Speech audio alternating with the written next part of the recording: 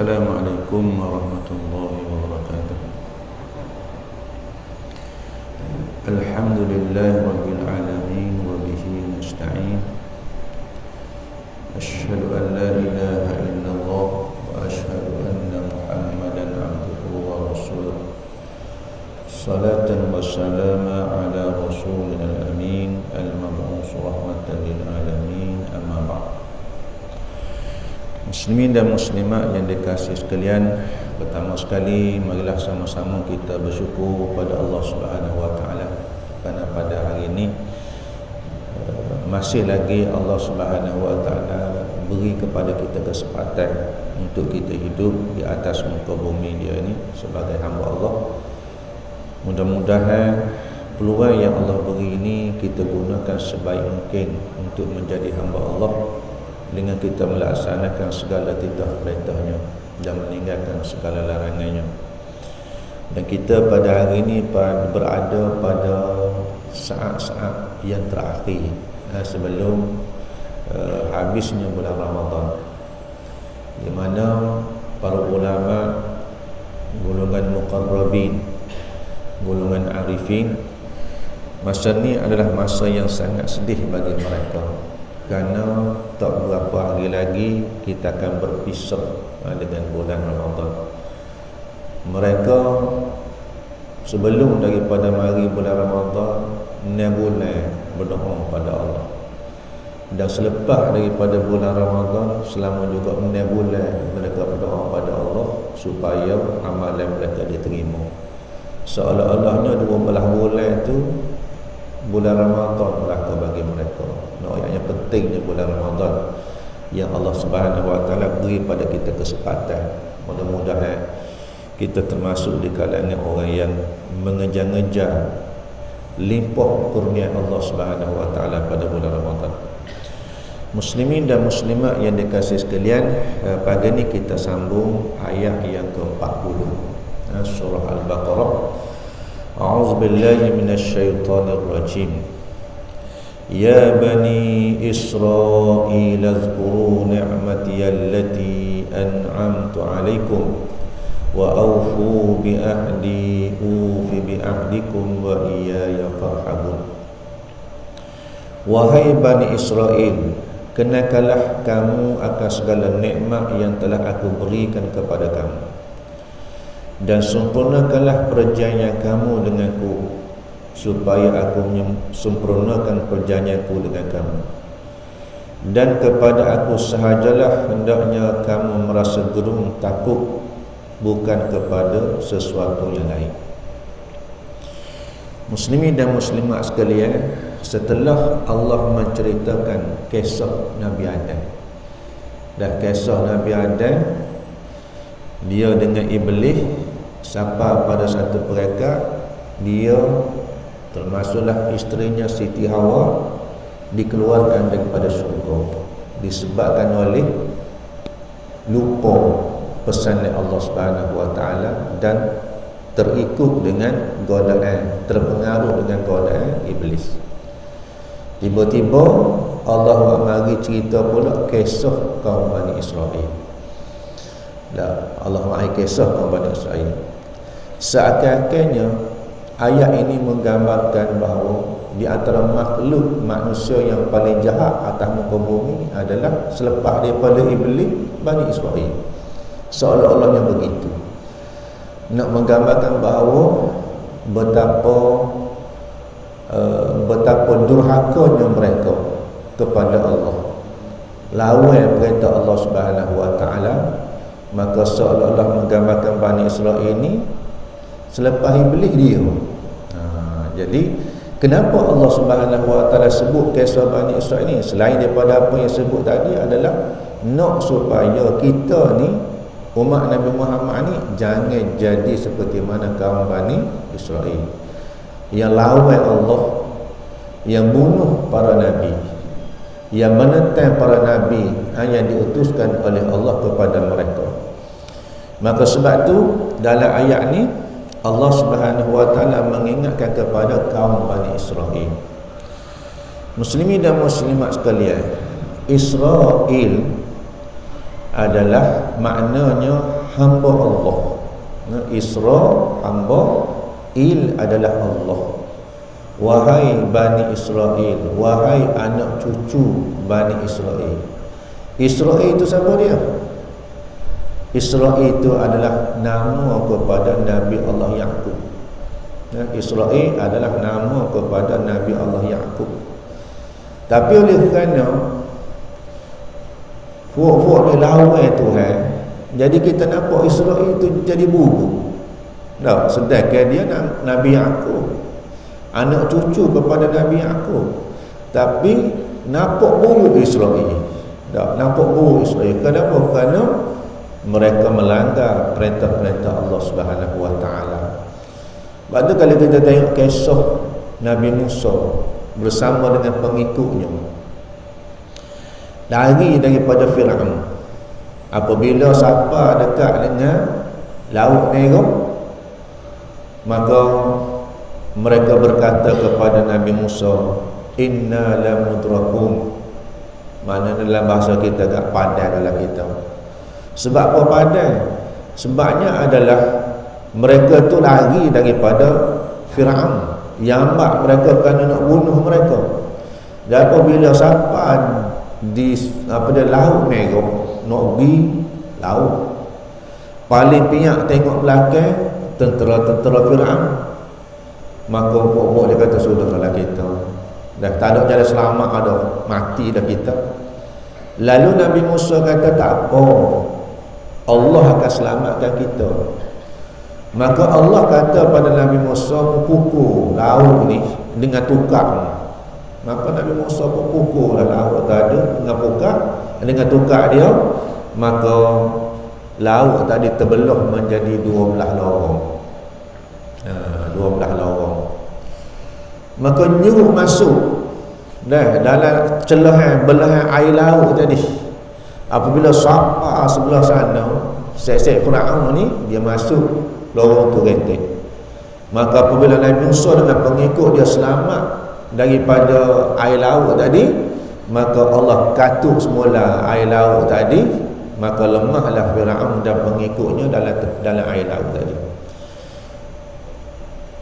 Berkenaan dengan Nabi Musa dengan pengikut dia ni, kira-kiranya pengikut dia ni pengikut Nabi Musa, tapi apabila mereka selamat daripada belahan laut tadi, mereka berjalan sampai di satu kampung, maka mereka melihat penduduk kampung tu sembah berhala. Kira-kiranya beriman pada Allah dah tu, dan menjadi pengikut Nabi Musa dah tu. Tapi apabila dia tengok orang kampung tu sembah berhala, dia minta tolong dengan Nabi Musa, "Hei Musa, buat berhala retek, kita nak sembah retek." Tu nak ayatnya. Nak ayatnya belah-belah dalam keadaan beriman tu masih lagi nak syirik kepada Allah, masih lagi nak kufur kepada Allah, masih lagi minta dengan Nabi Musa supaya buat patung retek, masing-masing nak sembah, sedangkan mereka sembah Allah dah. Itulah nak ayatnya perangai kaum Bani Israel. Dalam keadaan mereka beriman kepada Allah, mereka masih lagi nak syirik menyembah kepada patung yang diharamkan oleh Allah Subhanahu wa taala. Itulah nak ayat derakanya mereka kepada Allah. Jadi akhir sekali nama Israel yang indah itu nampak buruk. Kenapa? Kerana gelagak anak cucu mereka yang menyekutukan Allah Subhanahu wa taala. Muslimin dan muslimat sekalian, Allah menganiakan kepada mereka nikmat yang sangat banyak. Kepada kaum Bani Israel ini Allah kurnia kepada mereka nikmat yang sangat banyak. Di waktu yang sama mereka berulang kali melakukan kekufuran kepada Allah dengan nikmat yang Allah beri pada mereka. Apa dia nikmat? Hak paling besar sekali adalah nikmat beriman pada Allah. Sebab itulah kita ni kan, kalau orang tanya kita, apa dia nikmat yang kita perolehi hidup atas dunia ni, sudah tentulah kita akan nampak benda. Nikmat apa dia? Rumah besar. Nikmat apa dia? Kereta besar. Nikmat apa dia? Pitih banyak. Nikmat apa dia? Tanah belaa-laa. Ada seorang hamba Allah ni, setiap kali dia jumpa saya, dia kata, beli pula 2 ekar ustaz. Setiap kali jumpa, hak tu 2 ekar, hak ni 3 ekar, sampai ekar, berpuluh-puluh ekar tanah hak dia beli. Kerja dia rakyat beli tanah. Tak dalam kepala saya kata, tak ada rakyat beli kat aku seekar, tak apa. Ni jumpa beli tanah, jumpa beli tanah, jumpa beli tanah. Nak rakyatnya, kita berasa itulah nikmat kita. Sedangkan nikmat yang paling besar yang akan menyelamatkan kita daripada api neraka Allah ialah nikmat Islam. Nikmat beriman kepada Allah Subhanahu wa taala. Maka kaum Bani Israel ni yang menjadi pengikut Nabi Musa ni, dalam keadaan beriman pada Allah, mereka boleh jadi kufur. Contoh, apabila Nabi Musa dipanggil oleh Allah bermunajat di Bukit Turi Saina, Nabi Musa kata kepada pengikut dia, Nabi pesan Nabi Musa pergi 2 orang bersama dengan Nabi Harun. Nabi Musa pesan pada Nabi Harun, dia kata, Harun, jaga membalik awak-awak kita ni, jangan pecah, jangan jadi kufur kepada Allah, jangan jadi syirik pada Allah. Aku nak pergi jumpa dengan Tuhan, nak naik atas Bukit Turi Saina ni. Lama mana? 30 hari duduk atas bukit ini. Lepas 30 hari aku turun. Maka Nabi Musa pun naiklah atas Bukit Turi Saina, bermunajat dengan Allah selama 30 hari. Tinggallah pengikut dia tu bersama dengan Nabi Harun. Apabila cukup hari yang ke-30, saat nak bermunajat dengan Allah, Nabi Musa rasa tak sedap. Nabi Musa rasa tak sedap. Sebab apa? Sebab diberi syarat oleh Allah, mau nak jumpa dengan aku, mau kena puasa dulu. Mau kena puasa dulu. Maka Nabi Musa puasa. Jadi hari nak jumpa dengan Tuhan tu, dia merasa tak sedap. Sebab apa? Mulut busuk. Mulut busuk, rasa tak tergamak nak jumpa dengan Tuhan. Maka Nabi Musa pertulah beberapa helai daun, lalu dia kunyuh sebab nak suruh hilang busuk mulut. Kunyuh. Allah yang maha mengetahui ni tanya Nabi Musa, "Mu makan apa wahai Musa?" Nabi Musa kata, "Nak aku makan daun." Sebab apa? Sebab mulut aku busuk berpuasa, tak tergamak nak jumpa denganmu. Allah kata apa dia? "Hai Musa, mulut orang yang berpuasa lebih harum kepada aku daripada bau kasturi." Walaupun kita bau busuk di sisi Allah, bau dia seperti mana kasturi, mulut orang yang berpuasa. Maka Allah kata pada Musa, "Hai Musa, oleh kerana mu tak ikut hak aku nak mari jumpa dengan aku dalam keadaan kamu berpuasa, dalam keadaan mulut seperti mana mulut yang busuk tetapi pagi hari seperti mana bau kasturi, maka aku tambahkan lagi pada kamu 10 hari lagi kena puasa." Tambah 10 daripada 30 jadi 40. Nabi Musa janji dengan awak-awak bawah ni dalam masa 30 hari. Tiba-tiba hari yang ke-30 Nabi Musa tak turun. Maka apabila tak turun, hak set-set bawah ni wa'ana lah. Wa'ana dah yang diketuai oleh Musa Samiri. Dia kata Nabi Musa mati dah. Dia janji 30 hari tak turun juga, mati dah. Lalu dia pun minta dengan set-set hak mari ni waktu habis mah-mah hak bawa bekal. Lalu pakak kumpullah mah-mah yang dibawa bekal tu. Lalu dia pun ambil mah tadi, dia kumpul.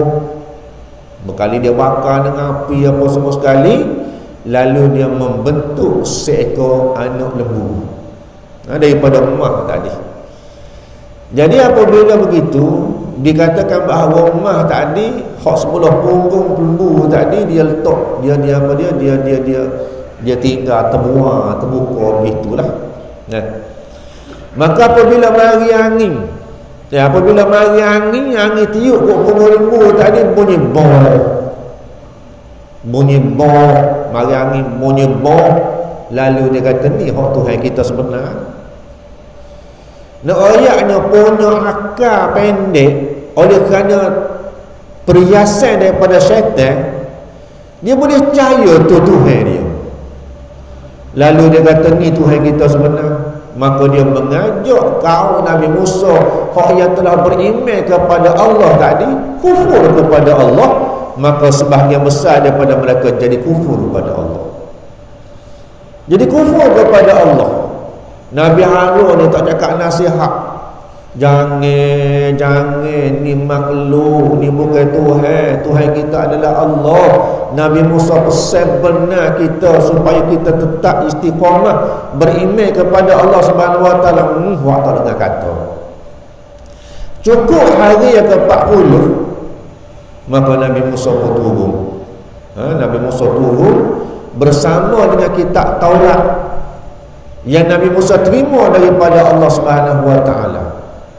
Nabi Musa ni beken, dah lah beken, gagah pula.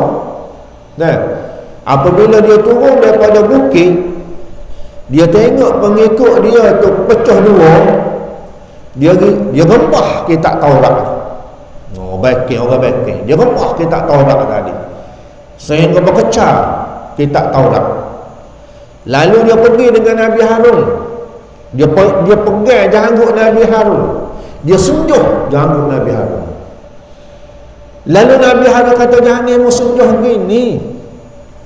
Kalau kita tak jangan senjuh dah, sakit ni dah.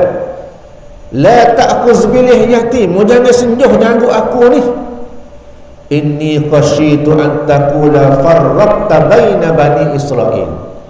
Nabi Harun kata, aku bukan tak royak, aku royak dah, aku nasihat dah, aku pesan molek dah, tapi aku tak usah nak tekan sangat. Sebab apa? Kalau aku tekan sangat, orang akan kata akulah yang pecahnya kaum Bani Israel. Dia tak usah umat Nabi apa dia tak usah kaum jadi berpecah, maka dia tak tekan sangat sampai mereka boleh berpecah. Dia kalangan umat Nabi Musa yang ditinggalkan selama 40 hari tadi. Nak raya apa sini dia kata? Nak rayanya dalam keadaan beriman boleh jadi syirik kepada Allah. Ini sifat kaum Bani Israel. Ia jadi macam kau pokok. Tak pokok. Orang Terengganu panggil poke. Orang kita ni besok panggil pokok. Duduk atas daun warna gapo, dia akan berubah warna mengikut keadaan. Maka begitulah kaum Bani Israel ini, dia boleh berubah keadaan dalam keadaan mereka beriman kepada Allah. Sedangkan Allah telah beri pada mereka nikmat yang begitu banyak, itulah nikmat beriman kepada Allah Subhanahu Wa Taala. Muslimin dan muslimat sekalian, Allah menganiakan kepada mereka nikmat yang banyak. Di waktu yang sama mereka berulang kali melakukan kekufuran. Tujuan Allah mengingatkan mereka dengan nikmat ini adalah untuk mereka menunaikan janji mereka dengan Allah. Ia juga bertujuan agar Allah menyempurnakan dan melimpahkan lagi nikmatnya ke atas mereka. Jadi Allah sebut balik semula nikmat. Mu kena ingat nikmat aku. Allah bagi asal. Kita ni dia kata, kita kalau kita batu orang, tak usah dirukit ya. Kita batu orang ni, batu orang tu, bulan-bulan puasa dekat kita banyak bagi bantuan. Bagi bantuan ikhlaslah, tak usah dirukit ya. Sebab apa? Apabila kita ukit, hilang pahala. Hilang pahala. Allah tak suruh kita ukit pemberian kita. Cumanya ulama kata boleh orang tu ukit pemberian dia jika sekiranya dia seorang ayah, seorang ibu, dia boleh ukit kepada anak dia. Allah beri kebenaran. Kita ayah, kita mak, kita boleh ukit pada anak kita. Mu ni jenis tak kena jasa, mu ni jenis anak macam-macam lah kita katanya. Sebab apa? Sebab teringat kepada jasa mak ayah kamu. Sebab itulah mak ayah ni tanggungjawab kepada kita sebagai anak-anak, jaga kebajikan mereka, jaga sakit demam mereka, jaga kehidupan mereka. Kadang-kadang anak-anak tak cara ke mak ayah. Satu hari saya pergi ke rumah hamba Allah, mati belaka dah, ayah pun mati, anak pun mati belaka dah. Sepergi itu kak, saya tengok tekek dengan rumah dia macam ke gua ayah. Cik ya rumah tekek, pitu suku-suku. Saya dia ingat dalam kepalanya gua ayah.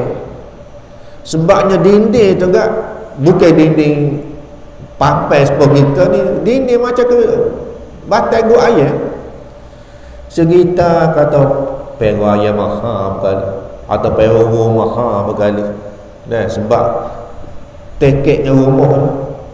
Jadi kita pergi tengok ada orang dalam tu, orang lelaki tidur sebi atau apa dia, ada lembek lah, ada tidur sebi. Siapa dia? Jadi saya pun dengan hak tuan rumah tanya, dah tu siapa dia dalam rumah? Oh, dia kata hayuh siapa? Hayuh kita. Dia bapa duduk situ. Oh, nyanyuk ustaz, nyanyuk. Lepas tu bapa nyanyuk nak letak situ. Dia kata mai duk pecah kasih tahi kasih-kasih. Dia kata bodoh-bodoh kembali tak boleh makan nasi. Semari mikir, ya Allah, apabila hayuh nyanyuk berok kasih kembali tak boleh makan nasi. Ya kita berok atas riba dia mula lah kan? Kita berok atas riba dia mula. Oh, siapa pekat setara tu mau buat kayuh. Dan maka ayah tu tak kedai kata dia tu tak nyanyuk, hilang nyanyuk dia boleh ukit. Mu ni boleh buat gini kat aku apabila aku tua, tak ada tenaga, mata apa tak apa nampak. Mu tu hanguk buat gini kat aku. Maka orang tua dia boleh bakit jasa dia. Adapun kita ni hok belakang baturan kat orang ni, kita tak payah bakit lah. Jangan bakit.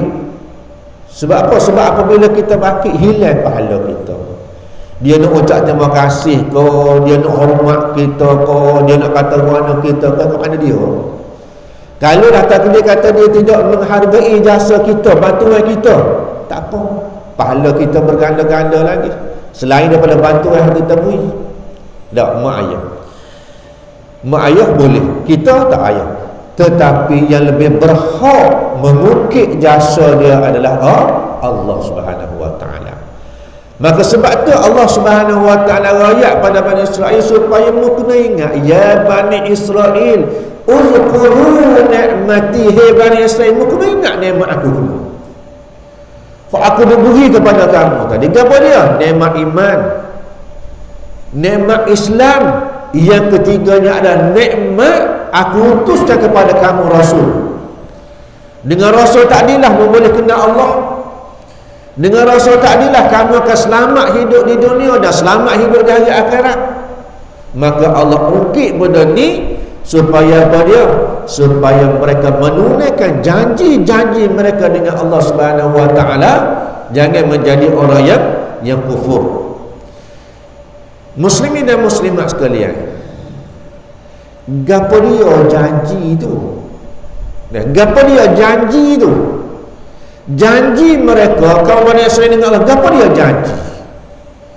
Maka ulama menyebut ada beberapa janji antara mereka dengan Allah.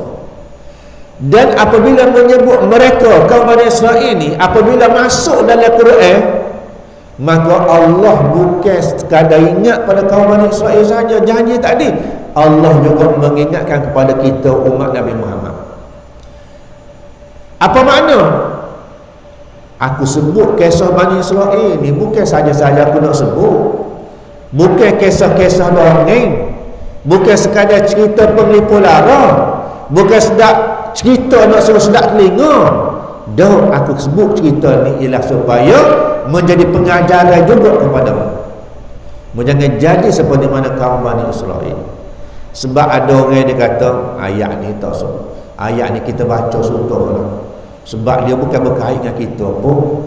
Dia ni kisah kaum Bani Israil bukan hak kita. Dah adik kakak sekalian. Walaupun kisah ni kisah kaum Bani Israil, tapi Allah mengingatkan kita jangan jadi seperti mana kaum Bani Israil. yang banyak melanggar janji-janji mereka dengan Allah Subhanahu wa taala. Maka ulama dalam masalah ni menyebut ada beberapa janji. Sama ada janji kepada Israel ataupun janji kita sebagai hamba Allah, maka daripada janjinya ayat yang kita baca pada ayat yang ke-38. Gapada janji, fa imma ya'tiyannakum minni huda faman tabi'a hudaya fala khaufun 'alaihim wala hum yahzanun. Fa imma ya'tiyannakum minni huda, siapa dia yang mari petunjuk daripada aku, kata Allah. Iaitulah kisah kepada kisah apabila Allah kata betul, turunlah kamu daripada syurga ni. Nabi Adam, Siti Hawa, Iblis, betul, turunlah kamu daripada syurga, keluarlah kamu daripada syurga. Faman tabi'a hudaya fala, sesiapa yang mengambil hidayah aku, kata Allah, fala khaufun 'alaihim wala hum yahzanun. Orang yang mengambil hidayah, dia tidak perlu takut dan dia tidak perlu berduka cita. Artinya ini janji. Janji antara Allah dengan Nabi Adam dan zuriat dia, termasuklah zuriat dia adalah kaum Bani Israel. Termasuklah zuriatnya itu adalah kita. Artinya ini janji kita dengan Allah. Janji kaum Bani Israel dengan Allah, janji kita dengan Allah ialah supaya hidup ini mesti duduk di atas asas hidayah Allah. Di mana hidayah tu? Hidayah tu sama ada Nabi, hidayah tu sama ada Islam, hidayah tu sama ada Quran. Ni hidayah. Maka sebab tu dia kata, apabila kita hidup bukan dengan bukan di atas asas agama, Allah tak terima. Inna dina indallah al-Islam. Agama di sisi Allah adalah Islam. Faman yabtaghi ghairal Islam madina falan yuqbala minhu. Siapa dia yang mengambil agama selain daripada Islam, Allah tak terima. Maka sebab tu Islam tu panduan yang mana? Islam panduannya adalah Al-Quran. Maka lari daripada asas Quran, maka itu bukan hidayah. Kita puasa pada kata, kalau tak ikut cara Quran, tak pakai kerja kita. Kita buatlah segala amalan tapi tak ikut panduan Quran, walaupun kita kata baik setara mana sekalipun, tak pakai kerja. Maka sebab itulah panduan kita adalah Quran.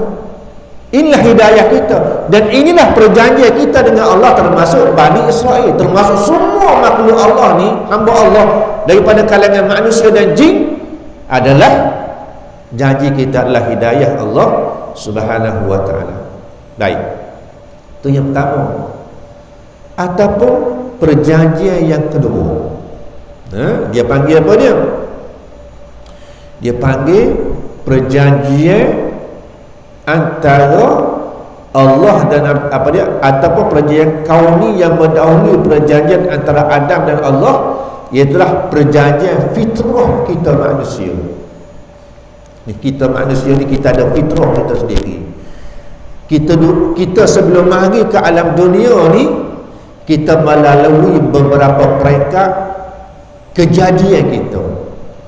Di antaranya ialah peringkat roh. Sebelum roh dimasuk ke dalam jasad kita ni, roh dijadikan oleh Allah, maka roh kita ni secara fitrahnya sudah berjanji dengan Allah.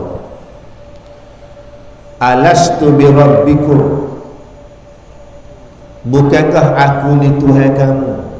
Qalu bala syahidna, ya kami bersaksi engkaulah Tuhan kami. Artinya dia kata roh kita ni semuanya Islam. Batu ke anak-anak orang kafir, hakikatnya mereka Islam sebenarnya. Kalau tak dia kata mereka tu meninggal dunia sebelum sampai akhir balik, mereka berhak duduk dalam syurga Allah tanpa mengucap dua kalimah syahadah. Contoh kita kata apa dia? Ada orang kafir mari jumpa kita, dia orang miskin, contohlah. Dia kata, "Pak cik, abang, kita ada anak 3 orang. Lepas tu kita nak serah ke abang, tolong jaga anak kita, perah anak kita, buat macam anak sendiri." Beres? Anak dia umur berapa? Umur 8 tahun seorang, belum balik lagi. Umur 6 tahun seorang, umur 4 tahun seorang, belum balik lagi. Maka dia pun berserah ketiga-tiga anak dia kita pun jagalah seperti mana anak kanak kita. Sampailah kepada mereka tu balik. Dan ayah dia, mak dia tak tahu mana dah, hilang lesak tak tahu mana dah, mati ke hidup lah mana. Maka dia hidup dengan kita, dia perlu mengucap dia sadar dah. Apabila dia balik, dia bahasa kita ke abah dah abah, kita ni umur 15 dah, ataupun kita ni mimpi dah, perlu dah dia mengucap 2 kalimah syahadah? Tak perlu dah mereka mengucap 2 syahadah. Sebab apa? Sebab mereka tu Islam, tak perlu mengucap 2 syahadah. Maka dia Islam, kita pun ajar dia sembahyang, kita ajar dia puasa, hidup sebagaimana seorang Islam, jaga dengan orang, baca dengan Quran, maka dia Islam. Sebab apa? Sebab fitrah kita ni Islam. Tapi oleh kerana kita melalui pasal-pasal kehidupan kita ni, apabila umur kita balik, maka kita mencari haluan-haluan, panduan-panduan hidup yang tidak berlandaskan pada Islam, atau jadi sesat tu. Sepatutnya apabila kita balik, kita ambil Quran sebagai panduan kehidupan kita, tapi kita tak ambil Quran, maka kita hidup dengan cara kita sendiri, mikir kita secara jahiliah, makan minum kita secara jahiliah, sembahyang tak, puasa tak, berapa tak, maka itu yang merosakkan kita. Hakikat kita Islam, hakikat kita beriman pada Allah. Sebab apa? Sebab kita pernah berjanji dengan Allah. Qalu bala syahidna, ya Allah, Engkau lah Tuhan kami, Engkau lah yang kami sembah, Engkau lah yang kami tunduk, Engkau lah yang kami taat, kami bersaksi. Ini perjanjian kita dengan Allah Subhanahu wa taala. Itulah dia peringkat semasa berada di alam ruh. Maka Allah minta supaya kita tunaikan janji itu. Allah minta dengan kaum Bani Israel, Allah minta kita tunaikan janji itu kalau kamu benar-benar beriman kepada Allah Subhanahu wa taala. Maka tiba-tiba kita melanggar janji itu. Maka apabila kita langgar janji itu, maka kita telah melakukan suatu, Allah panggil apa dia? Suatu jenayah, suatu dosa, suatu pelanggaran kepada perjanjian kita dengan Allah Subhanahu wa taala. Muslimin dan muslimat sekalian, itu yang ketiga. Yang ketiga iaitulah perjanjian khas, perjanjian khusus antara Allah dengan kaum Bani Israel. Perjanjian khusus iaitulah ketika Allah Subhanahu wa taala nak mengangkat bukit Turi Saina. Allah nak mengangkat bukit Turi Saina, lalu nak rembah atas kaum Bani Israel yang meninggalkan, yang melanggar perjanjian dengan Allah Subhanahu wa taala. Kisah ni saya tak nak uraikan sebab ada ayat dia khusus lepas pada ni. Di sini mereka pernah berjanji dengan Allah Subhanahu wa taala secara khusus antara mereka dengan Allah Subhanahu wa taala, sampai Allah nak mengangkat bukit Turi Saina, nak rembah atas kepala mereka. Kenapa? Kerana mereka melanggar perjanjian mereka dengan Allah Subhanahu wa taala. Muslimin dan muslimat sekalian, sebagaimana yang saya sebut tadi, perjanjian-perjanjian ini, sama ada perjanjian dengan kaum Bani Israel, sama ada perjanjian dengan kita, seluruh hamba Allah, ialah supaya kita menunaikan perintah-perintah Allah. Allah sebut perjanjian ini, "Kamu kena tunai perintahku." Kenapa kamu kena tunai perintahku? Supaya hidup kita selamat di dunia dan yang paling penting ialah selamat di hari akhirat. Lalu Allah surahkan ayat 40 ni, wa iyaya farhabun. Allah menyudahkan ayat ke-40 ni ialah wa iyaya farhabun. Allah kata apa? Wa iyaya. Kalau kita baca ayat Quran, iya surah Al-Fatihah, iyyaka na'budu, iyyaka nasta'in. Di segi bahasa Arabnya adik kakak, iyyaka na'budu, iyyaka nasta'in. Kalau kita tukar na'budu iyyaka, nasta'inu iyyaka, dari segi bahasa Arab dibolehkan. Betul dari segi grammarnya, nahwunya betul. Tapi kenapa Allah Subhanahu wa taala letak iya duduk depan, na'budu duduk belakang, iya duduk depan, nasta'in duduk belakang?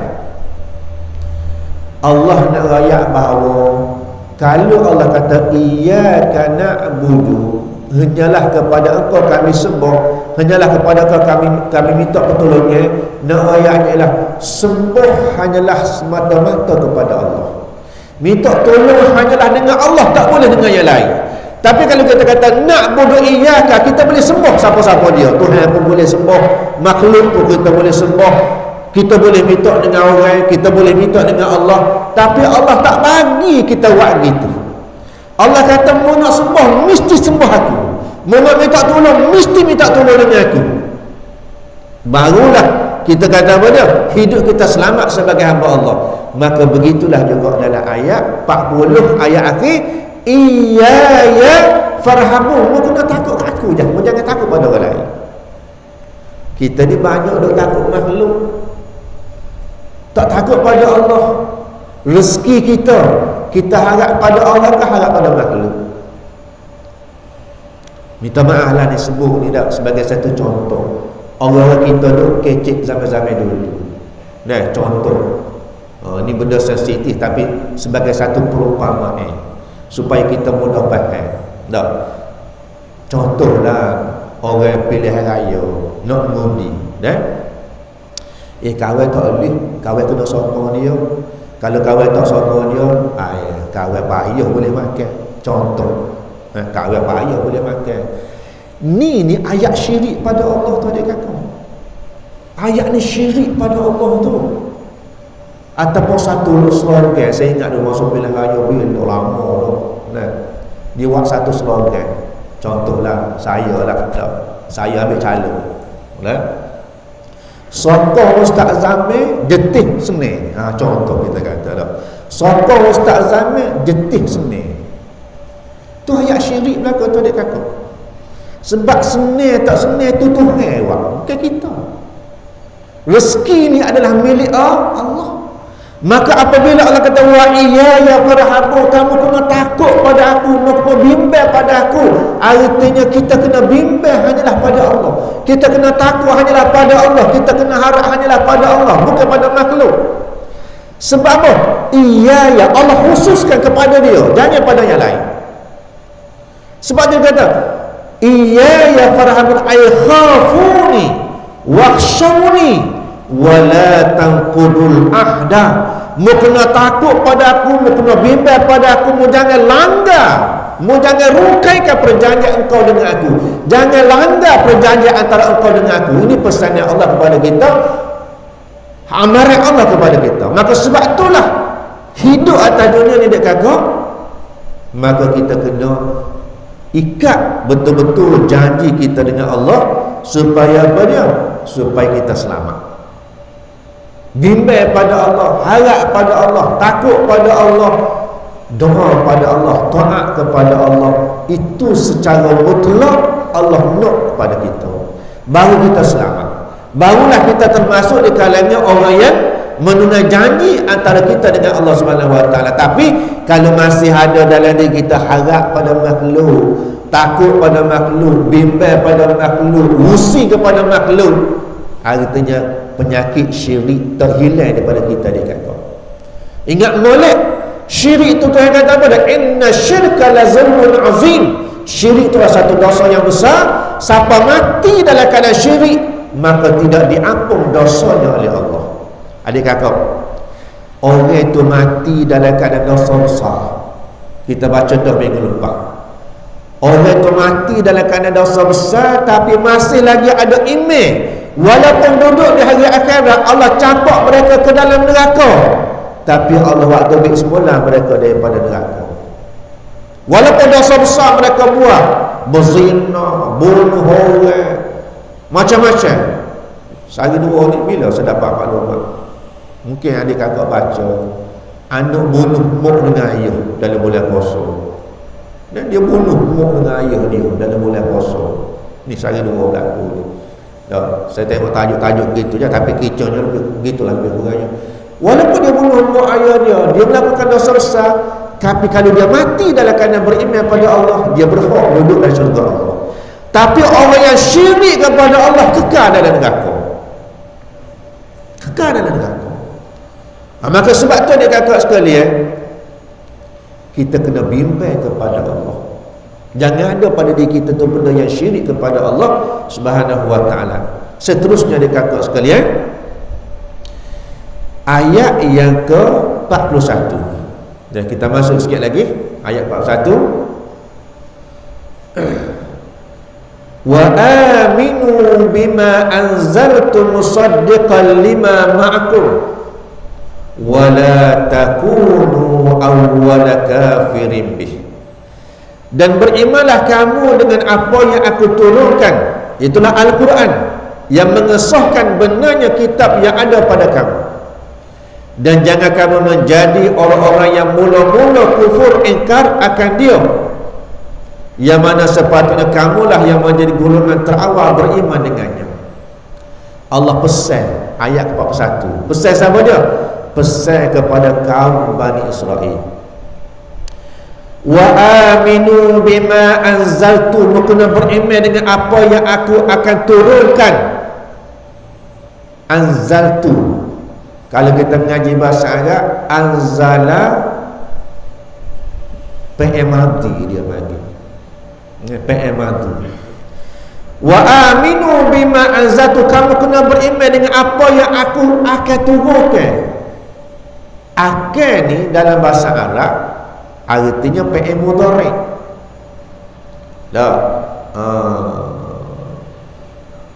Dalam bahasa Inggeris panggil present tense. Benda yang akan datang.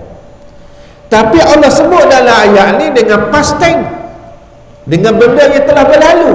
Anzaltu, Allah pesan kepada Bani Israel dengan benda yang akan berlaku, tetapi dengan benda yang seolah-olah telah berlaku, nak menggambarkan ke bawah pasti akan berlaku. Artinya pasti Allah akan waktu Al-Quran itu, walaupun tak turun lagi. Allah rakyat pada kaum Bani Israel, maka Allah pesan pada kaum Bani Israel, kamu kena beriman dengan kitab yang pasti akan waktu turun. Apa dia? Quran. Allah pesan pada mereka. Adik kakak sekalian, orang Bani Israel ni, ahli kitab ni, mereka berada di Madinah, mereka berada di Mekah, di sekitar kota Mekah. Mereka berhijrah daripada Palestin ini, daripada Syam, mereka berhijrah ke Madinah, mereka berhijrah ke Mekah. Kenapa? Kerana mereka baca dalam kitab Taurat mereka bahawa Nabi dilahirkan di sekitar itu. Nabi akhir zaman ni yang namanya Ahmad ni, yang disebut dalam kitab Taurat dan disebut dalam kitab Injil, akan diturunkan di sekitar Madinah dan Mekah. Maka sebelum daripada Nabi dilahirkan, ulama-ulama mereka, ahli-ahli kitab mereka berduyun-duyun mari ke Mekah ni, mari ke Madinah ni. Kenapa dia? Nak sambut kelahiran Nabi yang dijanjikan oleh Allah dalam kitab Taurat dan Injil. Gembiranya mereka sebab Nabi ni Nabi akhir zaman. Tetapi apabila Nabi dilahirkan, mereka lah orang yang mula-mula sekali menentang Nabi Muhammad. Kenapa? ialah kerana mereka ni agama mengikut mereka. Mereka boleh nak bahasa Tuhan. Dia kata bapa buat lari Nabi daripada bahasa Arab, kita nak daripada Bani Israel. Yang menyebabkan mereka menentang keputusan Allah Subhanahu wa taala. Sedangkan Allah kata wa aminu bima anzaltu, bukan beriman dengan apa yang aku buat turun, ialah Al-Quran. Beriman pada orang yang bawa Quran pada Nabi Muhammad. Tapi mereka merugikan janji mereka dengan Allah Subhanahu wa taala. Maka kalau Allah pesan kepada kaum Bani Israel supaya beriman kepada Nabi Muhammad, beriman pada Quran, dah kita lebih-lebih lagi. Sebab apa? Sebab kita umat Nabi Muhammad. Panduan kita mana? Al-Quran. Contoh kita siapa dia? Nabi Muhammad. Tiba-tiba kita tolak Nabi Muhammad, kita tolak Quran. Maknanya berat pada Bani Israel lah kita ni. Itu pesannya Allah Subhanahu wa taala. Baik, Quran itu apa dia? Nabi Muhammad itu apa dia? Musaddiqan lima ma'akum. Quran itu, Nabi Muhammad itu membenarkan kitab yang diturunkan kepada kamu, yang membenarkan para Nabi yang diutuskan sebelum daripada Muhammad. Sebab tu kita baca dalam ayat Amanar Rasul, wirid selepas sembahyang, tuan-tuan kita dah baca, ustaz-ustaz kita dah baca, la nufarriqu baina ahadin minhum. Di kalangan para Nabi itu kita tak boleh nak beza. Ni aku terima, ni aku tak terima. Dok, kita kena terima berlaku. Jak daripada Nabi ada, siapalah Nabi Muhammad, walaupun nama dia Musa, walaupun nama dia Isa, walaupun nama dia Ibrahim, walaupun nama dia Syuaib, Lut, semua kita kena terima berlaku. Sebab apa? Sebab para Nabi ni adalah utusan Allah. Bani Israel dah. Bani Israel dia boleh terima Nabi Musa dah. Ada setengah tu dia boleh terima Nabi Isa dah. Maka sebab itulah mereka kufur pada Allah. Mereka tak boleh terima Nabi Muhammad. Itu sifat mereka. Kita tak. Sebab tu kita jangan kata Nabi Isa tu orang Kristian. Tak, Nabi kita. Sebab Nabi Isa lah yang akan turun di akhir zaman, yang akan memerintah dunia dengan syariat yang dibawa oleh Rasulullah sallallahu alaihi wasallam. Nak ayatnya dia kata apabila Nabi Isa turun, Nabi Isa bawa syariat Nabi Muhammad, perintah dunia dengan seadil-adilnya, sehingga Nabi kata antara antara serigala dengan kami boleh duduk sekali. Serigala dengan kami boleh duduk satu kandang.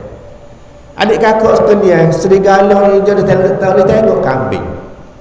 Dia akan terukir, dia akan sambar, dia akan makan. Tapi nak orangnya aminnya dunia zaman perintah Nabi Isa, sampai kat serigala boleh duduk sekali. Boleh duduk sekali. Saya tengok dalam internet tu, nak kata lucu tak lucu, tapi seakan-akannya benar-benar berlaku. Dia sebut, dia tulis beza kucing zaman dulu dengan kucing zaman sekarang. Kucing zaman dulu dia kakak tak ada tengok kuku, tikus terkan. Kucing zaman sekarang, kucing lagi dengan tikus. Kucing lagi dengan tikus. Dah kucing lon ni, ada seorang hamba Allah tadi kakak, dia tak ada anak. Segi di rumah dia hidup pera ke kucing dia kakak, anak tak ada. Belanja seekor kucing berapa agak-agak dia kata? Belanja seekor kucing sebulan. Dia kata, ustaz, ni belanja sebulan ni 5,000 sebulan ni. Masya Allah, belanja seekor kucing 5,000 sebulan. Saya kata, kenapa dia belanja 5,000 sebulan tu? Dia kata cocok, kena cocok setiap bulan. Satu dos, 2 dos. Lepas tu pula makan pula. Makan ni bukan apa dia seria 2 riyal makanan tu. Berapa riyal sekilo makanan tu? Hai, dia kata, hak ni 50 riyal sekilo. Masya Allah. 50 riyal sekilo makanan. Kita beli hak 8 riyal tu dah kabur depan rumah nyanyi kucing orang tahu. Tabur. Dah lah berok porsi, tabur lagi kita. Dah. tahu tabunya ayo dia makan. Dia 50 riyal, 60 riyal. Hok bahagia shampoo lagi. Hok bahagia mandi lagi. Ada hok pengiring bulu pula. Ada makan ni hok macam-macam. 5,000 seekor. Ya Allah. Tu yang takut tikus sangat tu. Akhir sekali jumpa dengan tikus, dia lagi. Tikus pula jadi backing lebih pada dia. Atau besok kucing sampai dulu dengan kucing sampai sekarang. Baik, adik kakak sekalian. Maknanya Nabi-Nabi ni adalah Nabi-Nabi kita. Kitab Taurat, Zabur, Injil adalah kitab yang diturunkan oleh Allah, yang mesti kita kena membenarkan kerana dia mari daripada Allah. Musaddiqan lima ma'akum wa la takunu awwala kafirin bih. Maka Allah pesan pada kalian Bani Israel, jangan kamu menjadi orang yang mula-mula kufur kepada Allah apabila Allah waktu Al-Quran, apabila Allah utuskan Nabi Muhammad menjadi Rasul. Ini ayat yang ke-41. Dia kata apa dia? Dengan ini menjelaskan bahawa Islam merupakan lanjutan daripada agama yang terdahulu dan ia termasuk dalam perjanjian antara Allah dengan mereka. Maknanya agama kita ni adalah agama lanjutan daripada agama-agama terdahulu. Maka agama Islam adalah penyempurna kepada agama-agama yang terdahulu. Agama terdahulu najis, tak boleh nak cuci. Kalau dia contoh anak kita berok atas kapek ni, tak boleh nak cuci, dia kena kerak kapek ni. Kalau dia berok atas mozaik, kena copek mozaik. Syariat terdahulu. Lemuk tak boleh nak makan, kurban tak boleh nak makan. Syariat terdahulu. Maka Islam menyempurnakan segala-galanya. Islam adalah penyempurna kepada agama-agama yang terdahulu. Maka ia adalah agama yang terakhir sebelum Allah Subhanahu Wa Taala menghancurkan dunia ini. Adik kakak sekalian, begitulah kita pada pagi ini. Sedikitnya saya sentuh pada ayat 41 dan kita sambung ayat 41 ni pada masa yang akan datang. Wallahu alam. Assalamualaikum warahmatullahi wabarakatuh. Bismillahirrahmanirrahim. Alhamdulillahirabbil alamin. Hamdan yuwafi ni'amahu mazidah. Ya Rabbana lakal hamdu kama yanbaghi li jalali wajhika wa 'azimi sultanik. Allahumma shalli ala sayyidina Muhammadin wa ala alihi wa sahbihi wa barik wa sallim. Allahumma ighfir lil muslimina wal muslimat wal mu'minina wal mu'minat al-ahya'i minhum wal amwat. Rabbana ighfir lana. Allahumma inna nas'aluka ridhaka wal jannah wa na'udzu bika min sakhatika wan nar. Allahumma innaka 'afuwun karim tuhibbul 'afwa fa'fu 'anna wa walidina wa li jami'il muslimina wal muslimat birahmatika ya arhamar rahimin. Allahumma rzuqna ilman nafi'an wa 'amalan shalihan mutaqabbalan. Rabbana zalamna anfusana wa illam taghfir lana wa tarhamna lanakunanna minal khasirin. Rabbana atina fid dunya hasanah wa fil akhirati hasanah wa qina azabannar. Walhamdulillahirabbil alamin. Subhanakallah.